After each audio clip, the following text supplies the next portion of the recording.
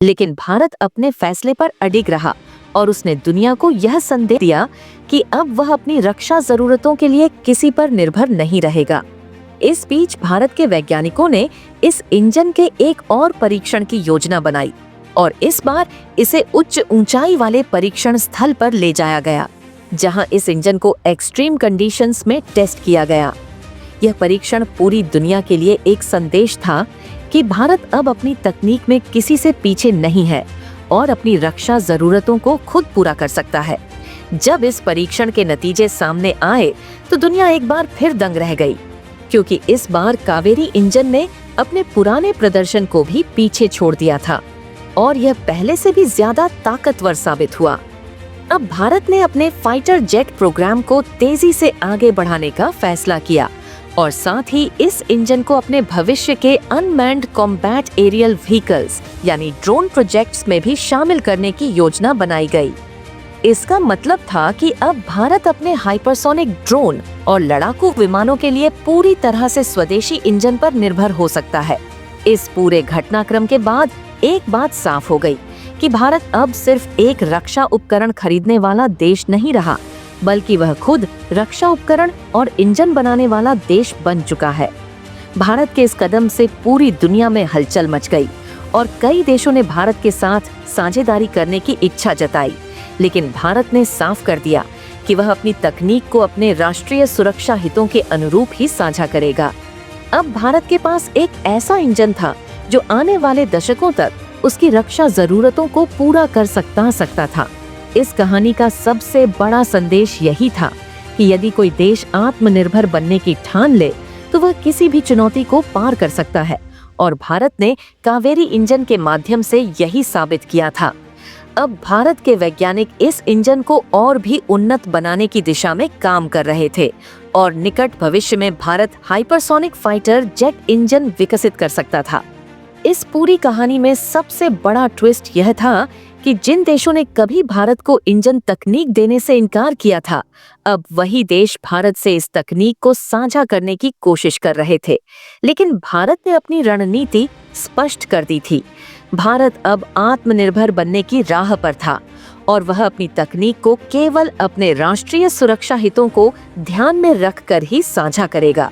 यह कहानी भारत के वैज्ञानिकों की मेहनत और संकल्प की थी, जिन्होंने दुनिया को यह दिखा दिया कि यदि आत्मनिर्भर बनने का संकल्प हो तो कोई भी देश किसी भी चुनौती को पार कर सकता है।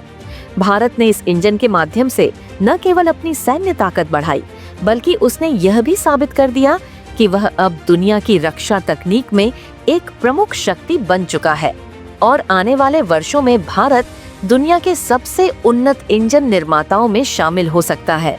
अब सभी की निगाहें भारत पर थीं, क्योंकि भारत ने यह साबित कर दिया था कि यदि कोई देश आत्मनिर्भर बनने का संकल्प कर ले तो उसे दुनिया की कोई ताकत रोक नहीं सकती है। लेकिन भारत ने पूरी दुनिया को चौंका दिया जब रूस के एक गुप्त सैन्य परीक्षण केंद्र में भारत के कावेरी इंजन का ऐसा धमाका हुआ कि अमेरिकी रक्षा विशेषज्ञों के होश उड़ गए। यह घटना उस समय हुई जब भारत और रूस मिलकर एक विशेष प्रोजेक्ट पर काम कर रहे थे।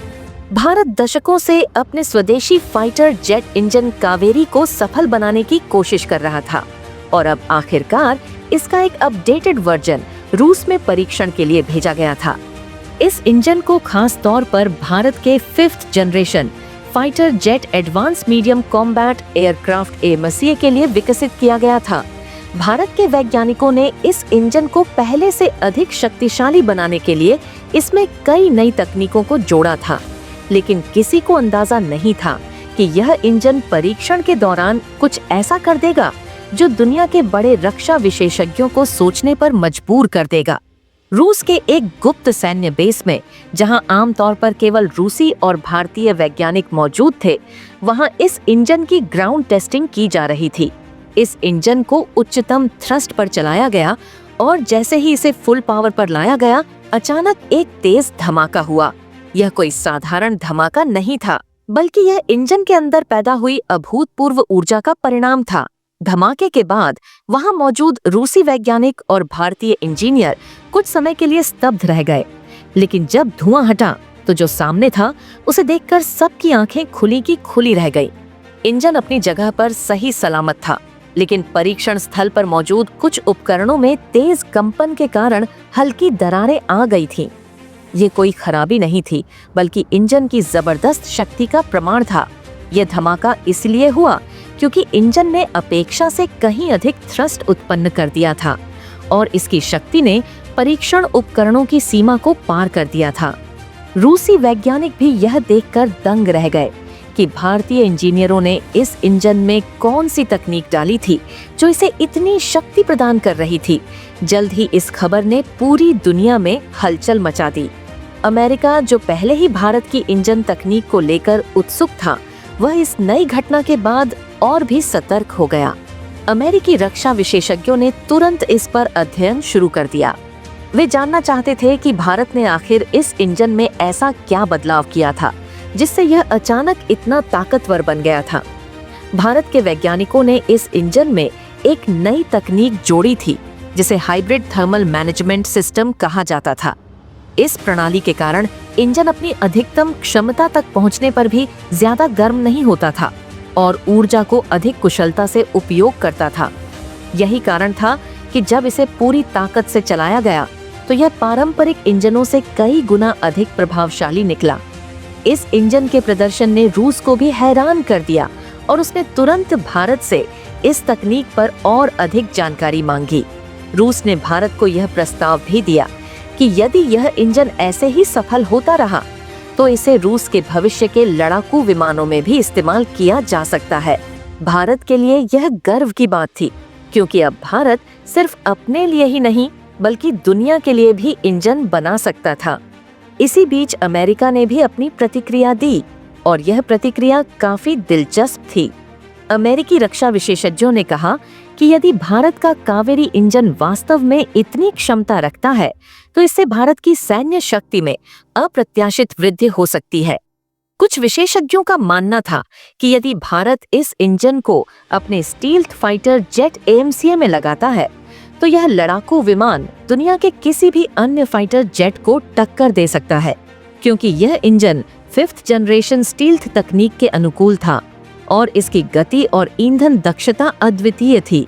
लेकिन इस कहानी में एक और ट्विस्ट था। भारत और रूस के इस इंजन परीक्षण की खबर जैसे ही वैश्विक मीडिया में लीक हुई, वैसे ही कुछ पश्चिमी देशों ने इस पर आपत्ति जतानी शुरू कर दी। वे चाहते थे कि भारत इस तकनीक को सीमित रखे और इसे अन्य देशों के साथ साझा न करे। यहाँ तक कि कुछ पश्चिमी रक्षा विश्लेषकों ने यह भी दावा किया कि यदि भारत इस तकनीक को और उन्नत करता है तो यह भविष्य में अमेरिका और अन्य पश्चिमी देशों के लिए चुनौती बन सकता है। इस दौरान भारत में भी इस पर चर्चा तेज हो गई। सरकार ने इस मामले में तुरंत एक उच्च स्तरीय बैठक बुलाई और रक्षा मंत्रालय ने इस इंजन परीक्षण की पूरी रिपोर्ट मांगी। इस रिपोर्ट में जो तथ्य सामने आए वे भारत के लिए बेहद महत्वपूर्ण थे। रिपोर्ट के अनुसार इस इंजन का प्रदर्शन न केवल सफल था, बल्कि यह कुछ मामलों में अमेरिकी फाइटर जेट इंजन से भी बेहतर साबित हो सकता था, क्योंकि इसमें एक अनूठी प्लाज्मा बर्निंग तकनीक इस्तेमाल की गई थी जो इंजन के तापमान को नियंत्रित रखती थी और थ्रस्ट को अधिकतम स्तर तक ले जाती थी। इस तकनीक पर भारत ने पिछले कुछ वर्षों से गुप्त रूप से काम किया था और अब यह परीक्षण के दौरान साबित हो गया कि भारत सही दिशा में जा रहा है। लेकिन कहानी यहीं खत्म नहीं हुई, क्योंकि इस घटना के कुछ ही दिनों बाद अमेरिका ने भारत से उच्च स्तरीय रक्षा वार्ता करने की इच्छा जताई। अमेरिका अब यह समझ चुका था कि भारत की इंजन तकनीक किसी भी पश्चिमी देश से कम नहीं है और यदि भारत इसे और विकसित करता है तो वह रक्षा क्षेत्र में आत्मनिर्भर हो सकता है। इसी बीच एक और बड़ी खबर आई कि भारत अब इस इंजन को और भी ज्यादा शक्तिशाली बनाने की योजना बना रहा है। भारतीय वैज्ञानिक अब इस इंजन में हाइपरसोनिक टेक्नोलॉजी जोड़ने की कोशिश कर रहे थे, जिससे भारत न केवल सुपरसोनिक बल्कि हाइपरसोनिक लड़ाकू विमान भी विकसित कर सकता था। यह भारत के लिए एक बहुत बड़ी उपलब्धि हो सकती थी, लेकिन इसके साथ ही वैश्विक भू राजनीति भी बदल सकती थी। भारत को अब यह तय करना था कि वह इस तकनीक को पूरी तरह से सार्वजनिक करे या इसे केवल अपनी रक्षा जरूरतों तक सीमित रखे। रूस ने भारत को यह प्रस्ताव दिया कि यदि भारत इस तकनीक को और उन्नत करता है तो वह इसमें निवेश करने के लिए तैयार है और दोनों देश मिलकर भविष्य के हाइब्रिड इंजन बना सकते हैं। इस प्रस्ताव ने एक बार फिर पूरी दुनिया का ध्यान भारत की ओर खींच लिया, क्योंकि अब भारत केवल एक रक्षा आयातक देश नहीं बल्कि एक रक्षा निर्यातक देश बनने की राह पर था। इस पूरे घटनाक्रम के बाद भारत की सरकार ने फैसला किया कि इस इंजन को और उन्नत किया जाएगा और इसे भारत के सभी प्रमुख लड़ाकू विमानों में लगाया जाएगा। इसके अलावा इस इंजन को भारतीय नौसेना के नए ड्रोन प्रोजेक्ट में भी शामिल किया जाएगा, जिससे भारत की समुद्री ताकत में भी इजाफा होगा। अब सवाल यह था कि क्या भारत इस इंजन को पूरी तरह से स्वदेशी बनाएगा या इसमें रूस की मदद लेगा। भारत के रक्षा विशेषज्ञों का मानना था कि भारत को इस तकनीक को पूरी तरह से अपने नियंत्रण में रखना चाहिए, ताकि भविष्य में इस पर किसी अन्य देश का प्रभाव न पड़े। यह घटना भारत के रक्षा इतिहास में एक नया अध्याय जोड़ रही थी और पूरी दुनिया यह देखने के लिए इंतजार कर रही थी कि भारत इस तकनीक को कहां तक ले जाता है। भारत अब रक्षा क्षेत्र में आत्मनिर्भर बनने की ओर तेजी से बढ़ रहा था और कावेरी इंजन का यह धमाका इस बदलाव का सबसे बड़ा संकेत था। इस धमाकेदार घटना के बाद पूरी दुनिया की निगाहें भारत पर टिकी थीं। कावेरी इंजन ने जिस तरह से अपनी ताकत दिखाई थी, उसे न केवल रूस बल्कि अमेरिका और अन्य पश्चिमी देश भी सकते में आ गए थे।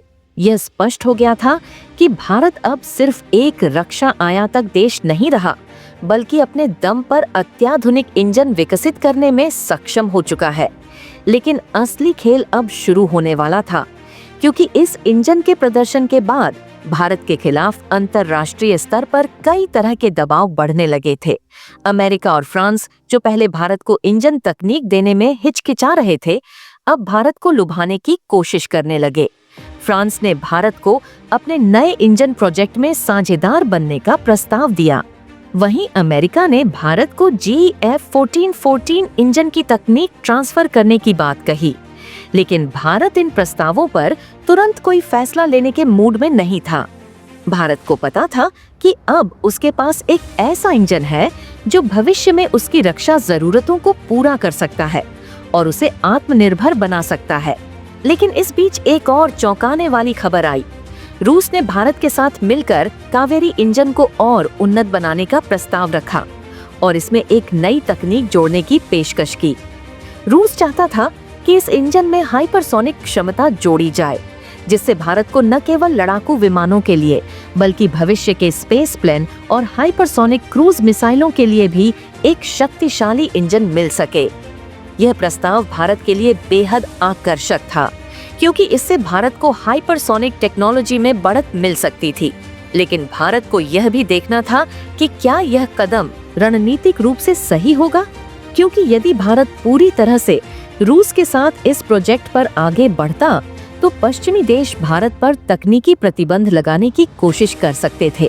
भारत के रक्षा मंत्रालय और DRDO के वैज्ञानिकों ने इस प्रस्ताव का गहराई से अध्ययन किया और पाया कि यदि कावेरी इंजन को हाइपरसोनिक टेक्नोलॉजी से लैस किया जाता है तो इससे भारत को अगली पीढ़ी की सैन्य शक्ति मिल सकती है।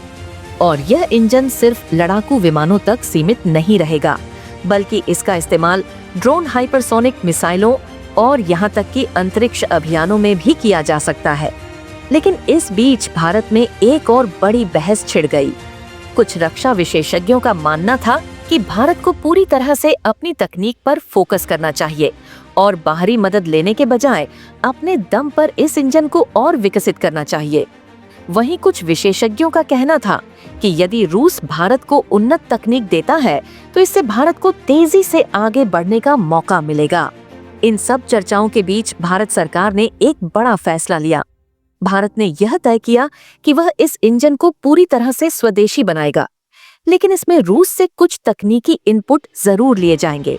यह फैसला बेहद अहम था, क्योंकि इससे भारत को आत्मनिर्भर बनने का मौका मिलेगा और भविष्य में भारत को किसी अन्य देश पर निर्भर नहीं रहना पड़ेगा। अब DRDO और GTRI यानी गैस टरबाइन रिसर्च एस्टैब्लिशमेंट ने मिलकर इस इंजन के उन्नत संस्करण पर काम शुरू कर दिया। वैज्ञानिकों का कहना था कि अगले कुछ वर्षों में भारत न केवल एक 5th generation fighter jet engine बना सकता है, बल्कि वह एक ऐसा इंजन भी विकसित कर सकता है जो हाइपरसोनिक गति तक पहुंचने में सक्षम होगा। इस प्रोजेक्ट को देखते हुए भारत ने अपने रक्षा बजट में भी बढ़ोतरी की और इस इंजन को जल्द से जल्द सेना में शामिल करने की योजना बनाई गई।